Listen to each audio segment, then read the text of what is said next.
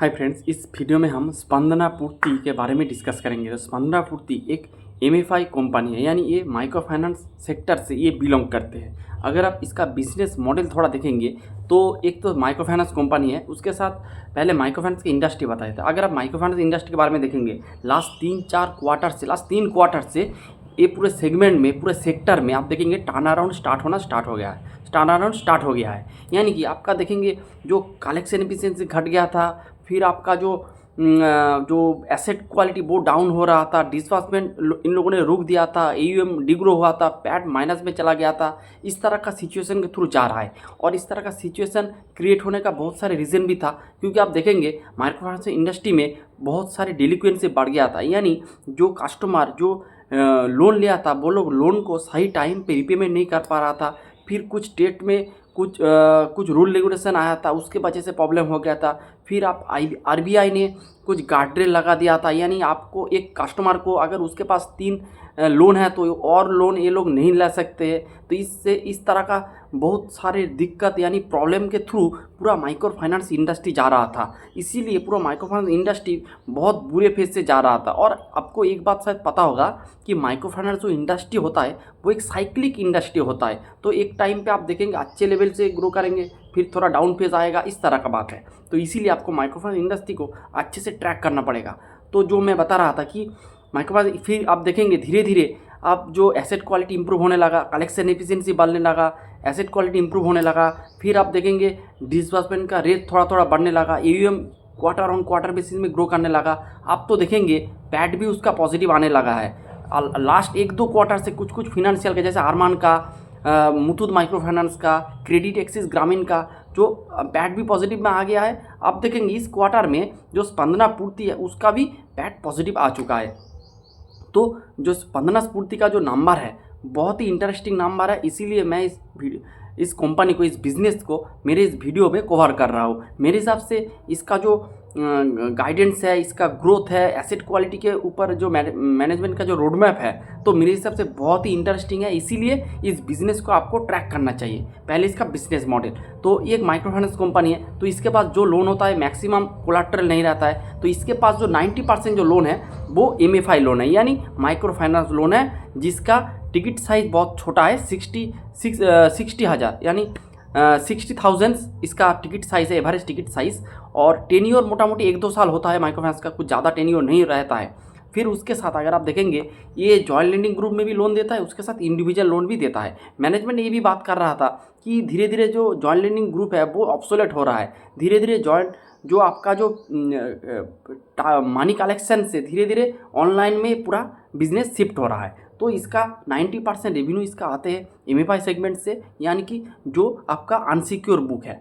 और आपका 8 से 10% यानी 8 to 10% of their book, of their AUM is coming from secured asset, just like non MFI segment से। जो इसका एक इन लोगों ने ये को एक्वायर किया था जो क्रिस फिनेंशियल करके, उसके पास उसका कुछ परसेंटेज वगैरह है। अब ये लोग इसको पूरा एक्वायर कर रहा है। FY27 में इसको ये लोग मार्च भी कर लेंगे। तो जो क्रिस फाइनेंशियल है वो सिक्योर बिजनेस में काम करते हैं, जैसे लैब करते हैं, यानी लोन अगेंस्ट प्रॉपर्टी, उसमें आपका प्रॉपर्टी कोलाट्रल रहता है। फिर आपका थोड़ा बहुत गोल्ड लोन भी प्रोवाइड करते हैं, कुछ नैनो एंटरप्राइज लोन देते हैं। इनमें आपका सेमी सिक्योर होता है, क्योंकि आपका कुछ पार्ट सिक्योर रहता है, कुछ अनसिक्योर वगैरह रहता है। तो इस तरह का उसके साथ मैनेजमेंट एक न्यू सेगमेंट चालू कर रहा है इन फ्यूचर, यानी इसी साल में मैनेजमेंट ट्राई कर रहा है कुछ बिजनेस लोन प्रोवाइड करने के लिए जो भी अनसिक्योर होगा। और उसका टिकट साइज़ मोटा मोटी अभी 2 लाख होगा, धीरे धीरे ये लोग टिकट साइज़ को बढ़ाएंगे।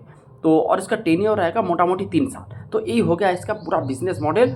और उसके साथ और एक बात, अगर आप देखेंगे 1 साल पहले जब इसका बहुत सारे प्रॉब्लम के थ्रू जा रहा था, नया नया गार्ड्रिल लगाया था, इस तरह का जो सिचुएशन हो रहा था, उसके बाद इन लोगों ने जो नया बुक एक चालू किया।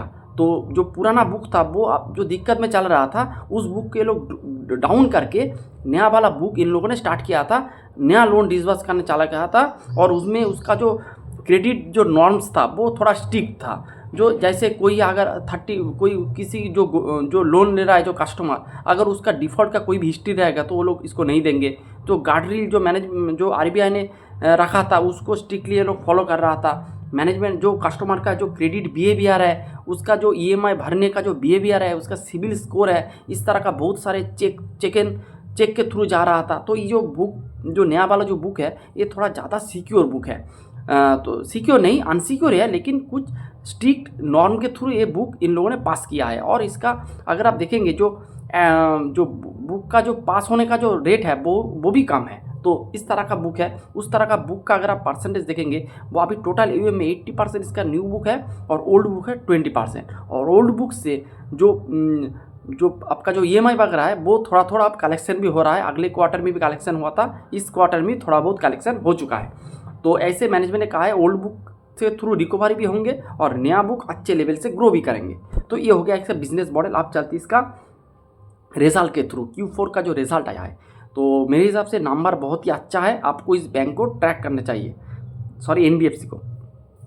तो आप देखेंगे इसका जो AUM quarter on quarter basis में 12% से ग्रो किया है। पहले तो डिग्रो कर रहा था। डिस्बर्समेंट अगर आप देखेंगे 30% से ग्रो किया है और उसके साथ एक्स बाकेट कलेक्शन वो भी 99.7% है। तो नया वाला बुक का जो एक्स बाकेट कलेक्शन है वो मोटा मोटी 99.7% है। तो बहुत अच्छा इसका जो कलेक्शन भी हो रहा है, डिस्बर्समेंट बहुत अच्छा आ रहा है, उसके साथ कलेक्शन भी बढ़िया हो रहा है। फिर आपका जो न्यू बुक और ओल्ड बुक का जो परसेंटेज है, न्यू बुक 80% है टोटल AUM में और 20% आपका ओल्ड वाले बुक है।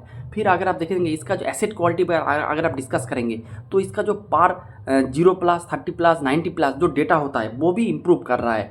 वो अभी ऑलमोस्ट 1.3% के लेवल में आ चुका है। वो आप देखेंगे हर एक टाइम फ्रेम, यानी कि Q1Q और आपका ईयर ऑन ईयर हर एक टाइम फ्रेम में इसका जो आपका पार वाला जो बुक है, पार 0+, 30+, 60+, 90+ जो बुक है वो इम्प्रूव कर रहा है। उसके साथ अगर आप इसका GNP NNP का नंबर देखेंगे वो भी इम्प्रूव हुआ है। अगर आप देखेंगे GNP का नंबर 5.63 था Q4 of FY25, Q4 of FY26 में आया है 3.78% और Q3 में था 4.2%। यानी कि Q1Q year on year basis में इसका एसेट क्वालिटी इंप्रूव हुआ है, GNP इंप्रूव हो रहा है और नेट NPA भी इंप्रूव हो रहा है। उसके बाद अगर आप नीम का देखेंगे, नीम 10.7 से गिर के आ चुका है 9.9% और Q1 में था 11.1%। तो इसका जो नीम है वो आप देखेंगे थोड़ा गिरा है। तो अगर आपका नीम गिरेगा तो ये बिज़नेस के लिए अच्छा नहीं है। आपको हमेशा स्प्रेड और नीम को बढ़ाना पड़ेगा। लेकिन मैनेजमेंट ने ये भी कहा है कि क्योंकि इसका कॉस्ट ऑफ बोरोइंग थोड़ा बढ़ चुका है, इसीलिए इसका नीम थोड़ा इंक्रीज़ हुआ है। इसका नीम इंक्रीज़ किया है और इसके साथ इसका यील्ड भी इन लोगों ने इंक्रीज़ किया है। फिर भी कॉस्ट ऑफ बोरोइंग बढ़ने से वजह से इसका नीम थोड़ा इफेक्ट हुआ है। और इसका कॉस्ट टू इनकम रेशियो देखेंगे वो भी थोड़ा इंप्रूव हुआ है। अगर देखेंगे Q3 में था 90%, वो 95% गिर के आ चुका है 80%। उसके बाद अगर आप इसका ROA देखेंगे -19 था, बढ़ के अभी आ चुका है 1% पे और Q3 में था -6.4%। ROE देखेंगे -60 था Q4 ऑफ FY25। आप इसका ROE है मोटा मोटी आप देखेंगे 1%, सॉरी ROA है 0.3%, 1% नहीं, ROA है रिटर्न ऑन एसेट है 0.3% और आपका ROE है 1% और Q3 में था -17%। तो आप देखेंगे ROE भी सही दिशा में जा रहा है। यानी आपको कोई भी बिजनेस देखना है तो आपको हमेशा देखना है फिनेंशियल में, क्योंकि ROE और ROA का नंबर हमेशा ऊपर की दिशा में जाएगा। अगर ये लोग अपना इक्विटी को डाइल्यूट करेंगे तो आपका ROE थोड़ा नीचे आ सकता है, क्योंकि आपका इक्विटी बेस बढ़ रहा है। अगर आपका कोई इक्विटी डाइल्यूट वगैरह नहीं हो रहा है तो आपको देखना चाहिए आपको जो ROE का लेवल किस दिशा में जा रहा है। अगर टुवर्ड्स नॉर्थ जा रहा है तो बहुत ही अच्छा है, तो हर एक पैरामीटर अच्छा ही काम कर रहा है। उसके बाद अगर आप इसका यील्ड देखेंगे, यील्ड मैंने पहले ही बताया यील्ड इसका इंप्रूव हुआ है, लेकिन due to cost of fund increase there NIM is थोड़ा डिक्रीज़ किया है नीम, ये बात है। फिर इसका पैट अगर आप देखेंगे -434 करोड़ से +5 करोड़ का पैट इन लोगों ने पोस्ट किया है और Q3 में भी माइनस था -95। तो -95 Q3 में था, Q4 में +5 और आपका -434 करोड़ था Q4 ऑफ FY26, लेकिन Q4 ऑफ FY25 में Q4 ऑफ FY26 में है +5 करोड़। तो ऑलमोस्ट आफ्टर 6 क्वार्टर इसका पैट अभी पॉजिटिव हो चुका है, जो कि बिजनेस के लिए बहुत ही अच्छा है। तो और कलेक्शन एफिशिएंसी 99.7% है न्यू बुक के लिए, जो कि बहुत ही अच्छा है। और इसका अगर आप MFI का परसेंटेज देखेंगे, यानी अनसिक्योर बुक का परसेंटेज देखेंगे, तो 90%+ है। तो ये हो गया आपका पूरा रिजल्ट। आप चलते हैं कौन कॉल में, तो मैनेजमेंट ने कैसे क्या गाइडेंस वगैरह दिया है, तो इसके बारे में डिटेल डिस्कशन होगा। तो पहले इसका AUM ग्रोथ का गाइडेंस के बारे में बात करते हैं। अगर आप मैनेजमेंट ने कहा है कि ये लोग मोटा मोटी 6000 से 6500 करोड़ का AUM ये लोग FY27 के एंड में करेंगे। अभी इसका AUM है 4420 करोड़। तो अगर आप इसको कैलकुलेट करेंगे तो देखेंगे मोटा मोटी 40% प्लस इसका AUM ग्रोथ का गाइडेंस है। 40 से 45% इसका AUM ग्रोथ का गाइडेंस है, जो कि मेरे हिसाब से बहुत ही तगड़ा गाइडेंस है।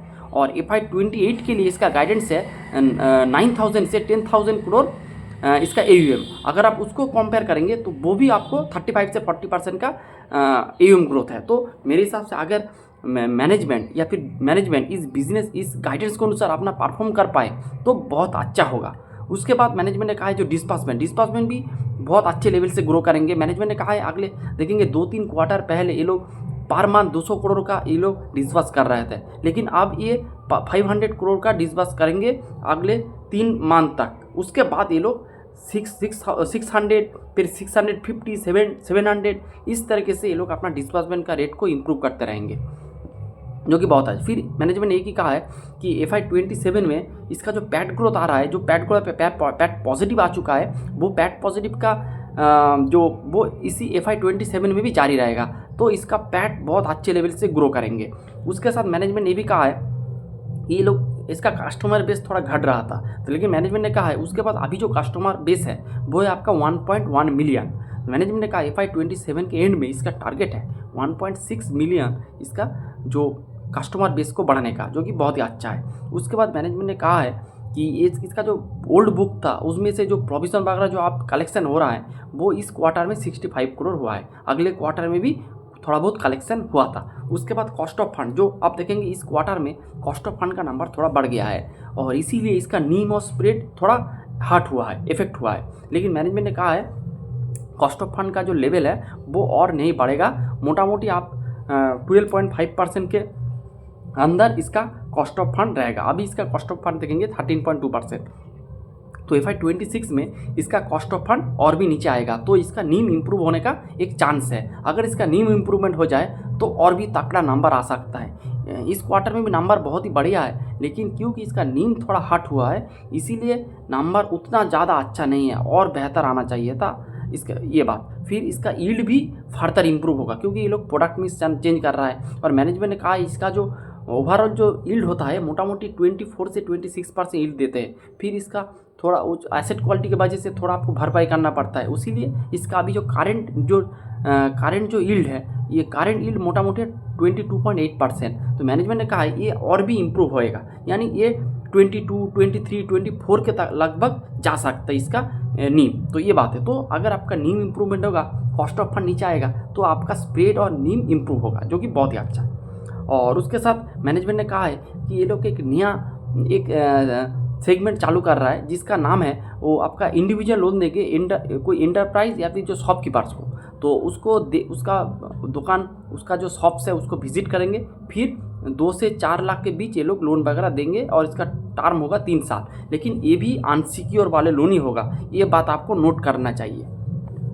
तो यही मोटा मोटी बात है। तो अगर आप इसको समराइज़ करेंगे तो देखेंगे इसका हर एक सेगमेंट इसका ग्रोथ बढ़ रहा है। मैनेजमेंट पॉजिटिव है कि 40% का ग्रोथ करेंगे। डिस्बर्समेंट बहुत अच्छा है और भी अच्छा होगा।